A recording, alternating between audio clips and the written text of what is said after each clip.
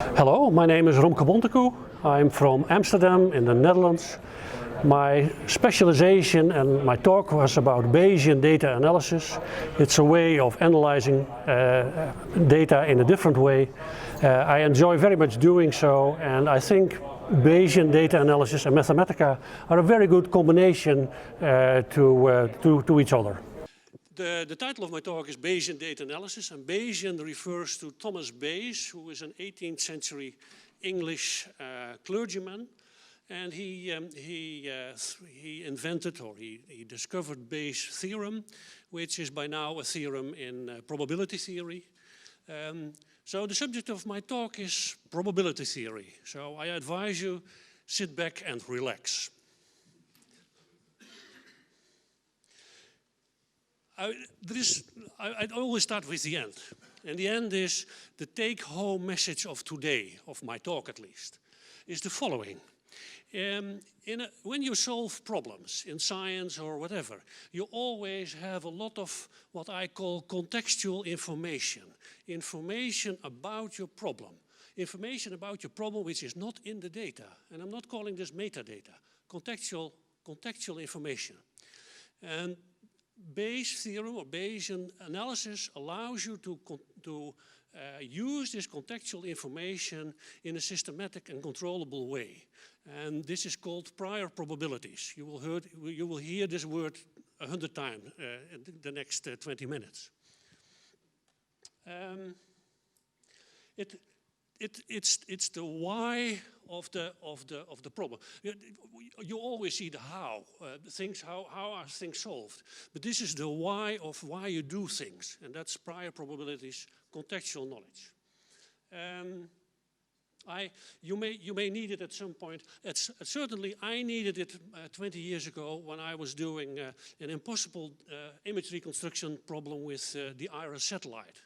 Then Bayesian methods were not well developed, but we needed it anyway. So let's start with the beginning. The structure of my talk is, first, I try to reconcile the biblical apocalypse with probability theory. Next, the regression maximum likelihood overfitting.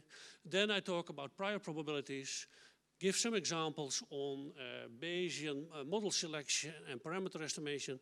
Finally, I have an example from finance, from risk management.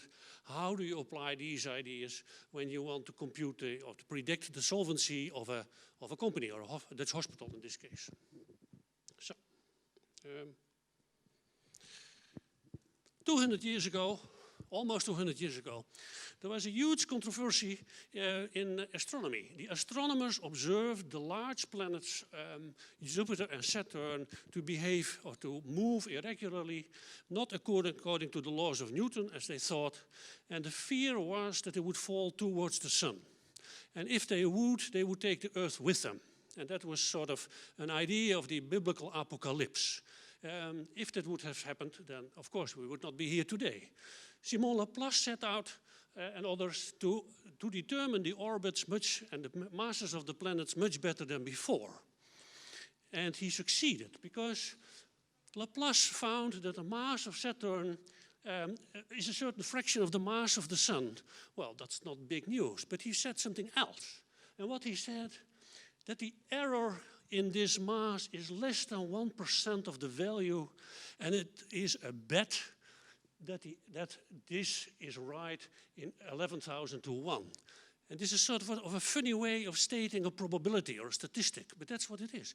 And in fact, he has won his bet, because the best estimate of the mass of Saturn is less than 0.5% different. The best estimate of NASA now is less than 0.5% different than Laplace's 200 years ago. And he used Bayes' theorem, of course. He didn't know Bayes, he derived it himself. But he used Bayes' theory and probability theory. So it works for some people. Well, let's go back to the everyday thing of science. I start with regression, but now in a probabilistic sense. You usually start with some function, you know, and this is a sine function, of course. Then you add some observations, and I've taken 10 observations equidistantly. And I add some errors, known Gaussian noise, so I can plot the error bars. And well, of course, in real life, we have no sine curve. There is no sine. We just have the data. And our goal is to find a function, to construct a function, which sort of explains your data and your problem and do something with the data. And in normal error functions, normal error estimates, what you do is you take the difference between your model, that is the red line, you take the differences, you square them and add them all up, and you have a sum of squares. Just standard errors. In probability theory, you do something similar. You have here 10 Gaussians. You multiply them all, and you call that a likelihood function. In both cases, you optimize in the, you minimize the sum of the errors, or you maximize the value of the likelihood function. So nothing new so far. And if you have Gaussian errors and you do it this way, both methods arrive at exactly the same point. You get exactly the same solution. So you might ask, what's the use of it? Well, we'll come to that.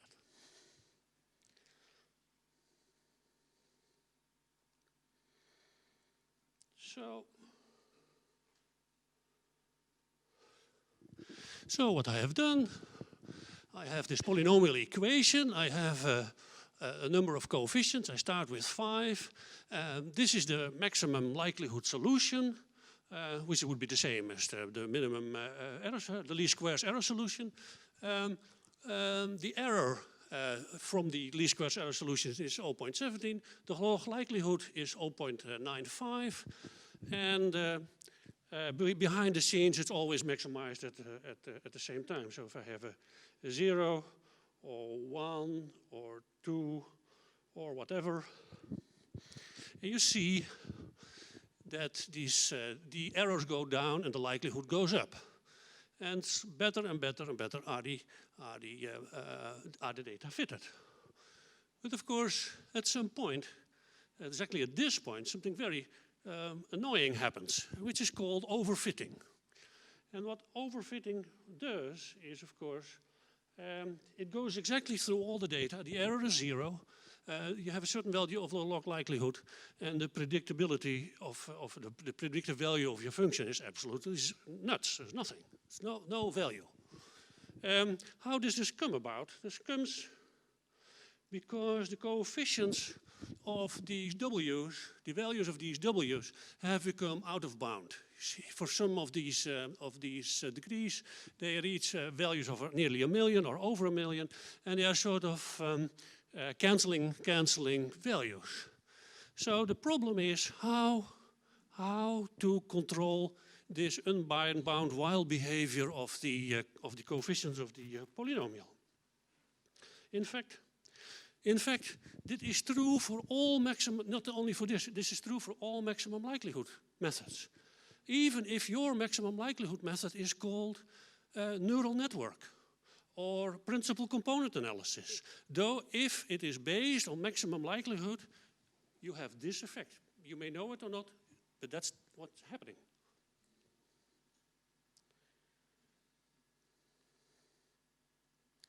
Well, how can you control this wild behavior? I told you already, you usually have a lot of background knowledge about your problem. For instance, you have background knowledge about your data. You know how your data were acquired. For instance, if you use an instrument, this instrument has been calibrated. Those are special observations or special measurements, so you know the noise level of your data. That's knowledge about your data, but is not in your data. You may also have applied data cleaning or curating, as the people from Wolfram say. That's knowledge about your data which is not in your data, but it is valuable knowledge you may want to use. Sometimes you have knowledge about the solution. If you have an image, you know your image is positive. That's knowledge about your solution. Or you have maybe energy constraints, or you have financial knowledge, or the laws of physics, or perhaps symmetry. That is knowledge about your solution, which is, again, not in the data, but about your solution, and you would like to use that. So,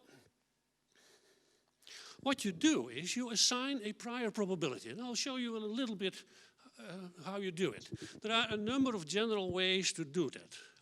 There are methods called localization and scale parameters for so-called non-informative priors. You can use something which is mathematically convenient, which are called conjugate priors. There are perhaps a few other ways. In practice, I can tell you from my own experience and from my good friend, it is less critical than you might think. Mathematicians usually go mad, but it is in practice, if in real data analysis, it is less critical than you think.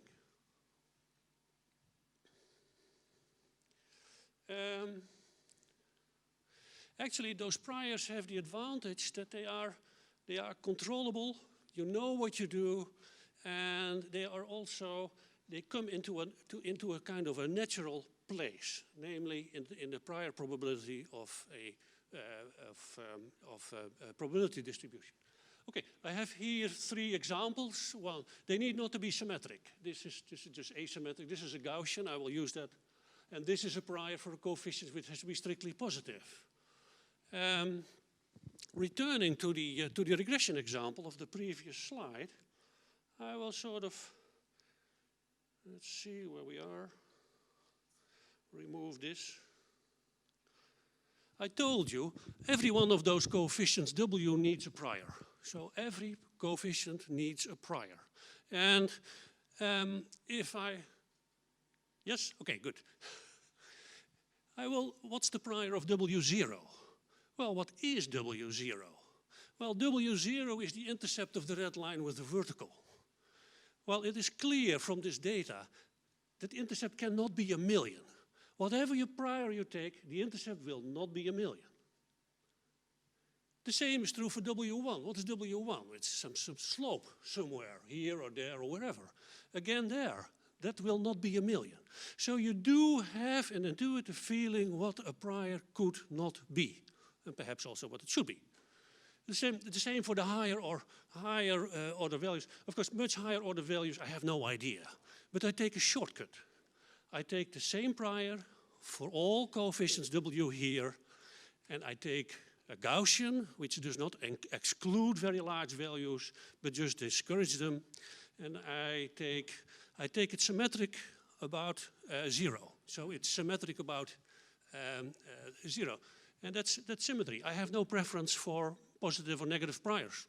The symmetry. Symmetry is an important concept. So,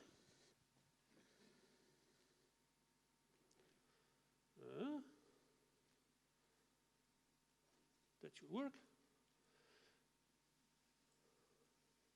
I have given this my prior. I have given it a certain. I'm too early. I missed something. Later. I signed the Gaussian prior.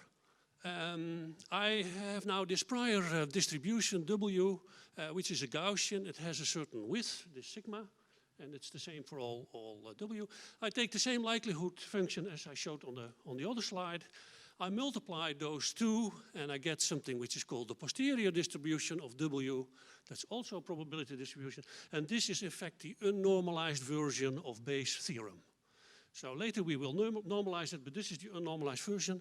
And I multiply these things. I take the posterior distribution, and I compute the maximum W vector for you.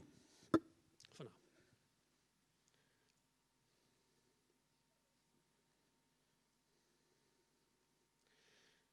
So I have taken a range of prior sigmas. It's not so important what is happening. It's not moving. Oh, wow.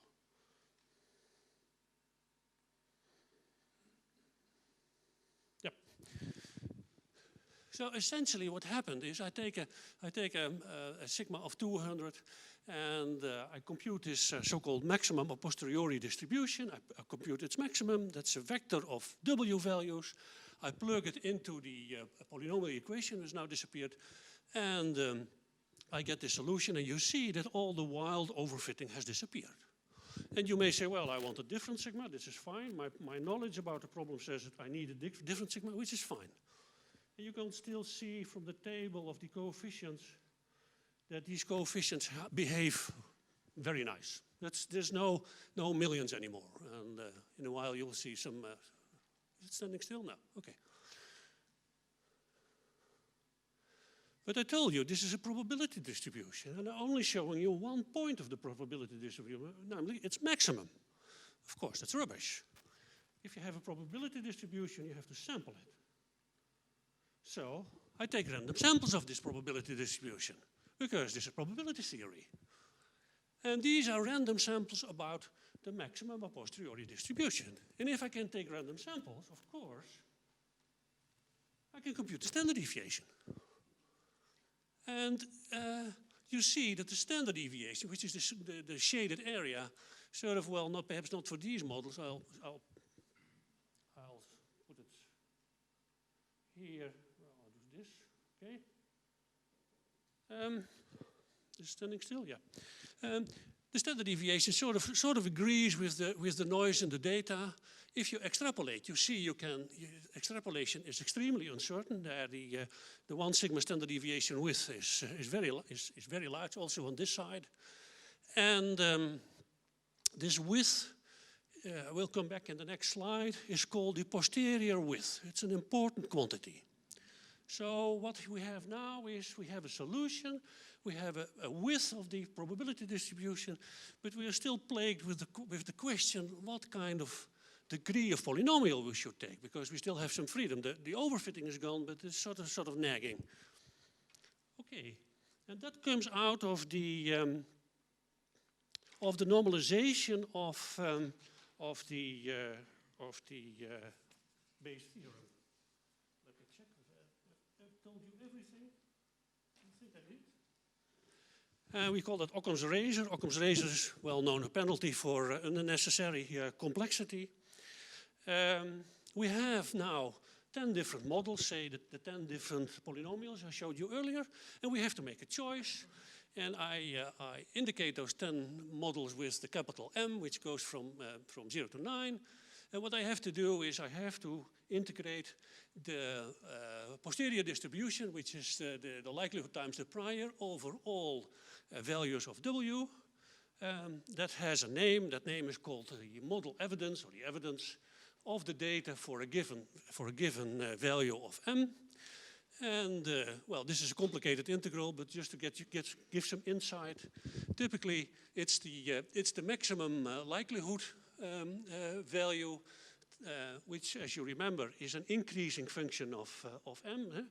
If the maximum likelihood went up when M went up, when the arrows went down, and the arrows went to 0, and the maximum of the maximum likelihood function went up. So it's an increasing function of M. And then you have this posterior width over prior width. Well, the posterior width was the shaded area of the previous slide, and the prior width was the sigma, which I assigned to all the coefficients. Well, that ratio is smaller than 1 because always the posterior is narrower than the prior. So you have this ratio to a certain power, and that is a number smaller than 1. And of course, we can compute that.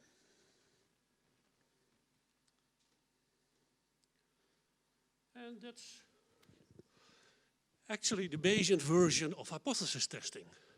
Now I have for a 0-degree polynomial a certain value. For a first-degree polynomial, the model evidence increases somewhat. For a second-degree polynomial, the complexity kicks in and it goes down. For a third degree, it goes up again. And for the higher ones, they go down again, even if the likelihood was going up. And this is a general pattern. And for this specific case, I would take the polynomial degree of 3. But for this case, I would perhaps take another one. You always get these kinds of patterns. That's for more complex, for Bayesian model selection. Well, how do you apply this? This is all nice and good and whatever. And I have a financial example from financial risk management. We try, after all, this is Frankfurt. There's all the business of the banks. I have a Dutch hospital, or I have many Dutch hospitals, and I try to predict the solvency for this year. And in fact, for this figure, I've used Bayes' theorem 3 times. The first time I use it is to ascertain the size of the error bars. Remember, in the previous one, I just took some Gaussian. But you can use, I didn't explain how to do it, but you can do it. You can ascertain the size of the error bars. The second is model selection. In this case, it's the straight line. You saw that before. And the third one is a predictive distribution for the year 2014, which is on this side. Normally, if you wouldn't use probability theory, your prediction would be here, at this point of the red line. But in probability theory, you take 100, I take 100 random samples, so you have 100 orange dots at these points, and you can see that the density of dots in this area is the highest. But in this area, where the hospital would be in real trouble, there is still 23%. Up there, it's in the green area is 12%, and in the middle is 65%. So instead of a single number prediction, you now have a probability distribution prediction. And for people who are really in finance, these values for the solvency 10% and 17% are not unusual for a hospital. Maybe for a commercial business it would be not the case, but for a hospital it's okay, at least in the Netherlands.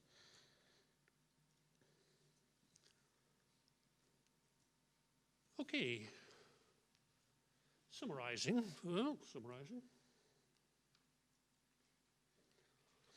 I've demonstrated 2 important examples from data analysis.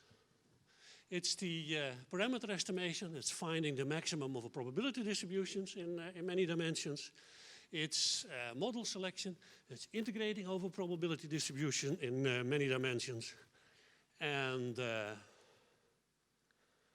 I've also demonstrated a textbook example. This is textbook. Of course, this could all be done analytically, but the reality is much, much more complex. Real data are different. And in order to get a decent solution at all, in order to get any solution at all, you have to manipulate details. You have to manipulate your data or your data calibration, the analysis method perhaps, or the algorithm perhaps. You have to tweak things. And in practical data analysis, you get dirty hands, whether you like it or not. You get dirty hands. It's never clean. And that is because reality is much more complex than you can imagine. That's the reason. It's much more complex. So in order to help you, I have developed a course in this field, a 1-day course on Bayesian data analysis to address this dirty hands business. I've selected a number of demonstrations and pitfalls for explaining all the Bayesian theory more thorough than I can do now. Anybody interested, please send me an email.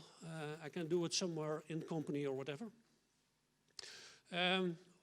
So the dirty hands are the negative part of doing data analysis. In my case, Mathematica is doing something very useful. Mathematica and Bayesian data analysis are a very good combination because you need computing power. You need computing power to run Mathematica. But you also need the excellent visualization capabilities because you have to look at details and in multidimensional ways at solutions or at parts of your solutions, which would be very difficult to do otherwise. So I think it's a very useful combination. I am finishing with 3 things, in fact. Unfortunately, tomorrow I will not be here. My best friend, Do Kester, who was always also my best man at my wedding, decided to retire tomorrow. And since we have been collaborating for 30 years, I feel obliged to attend his party. He is a very experienced Bayesian. We've solved many problems together. And he always say, well, real data are different. Important to remember. Well, I would like to finish with a poem because I showed you the how. I show you the how to do this, how to do that, whatever. But in real life, it's never about the how, it's about the why. Why are we here? Why are we doing this? So I finish with a poem from Frank Zappa, from who remember who he is. I like to leave it at this.